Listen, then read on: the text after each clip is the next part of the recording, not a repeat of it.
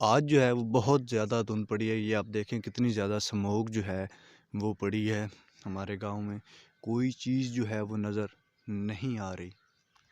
बिस्मिल्लाहिर्रहमानिर्रहीम, अस्सलाम वालेकुम। अल्लाह ताला के रहमत करम फजल और शुक्र के साथ मैं उम्मीद करता हूँ कि आप सभी लोग जहाँ भी होंगे ठीक होंगे। तो दोस्तों, अगर आपने मेरे चैनल को सब्सक्राइब नहीं किया तो मेरे चैनल को सब्सक्राइब कर दें, शुक्रिया।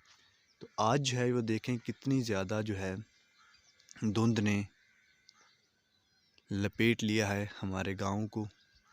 कोई हमारा इस तरफ से गांव नहीं नज़र आ रहा। करीब करीब जो है एक दो दीवारें हैं, उनके अलावा ये देखें यहाँ से आदमी एक नज़र आ रहा है।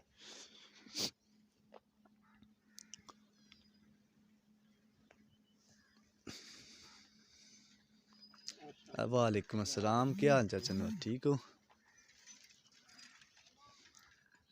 अब ये देखें ये आदमी जो है आहिस्ता आहिस्ता गुम हो जाएगा। ये देखें आज मॉर्निंग टाइम पे जो है वो बहुत ज़्यादा सर्दी बनी हुई है इस धुंध की वजह से।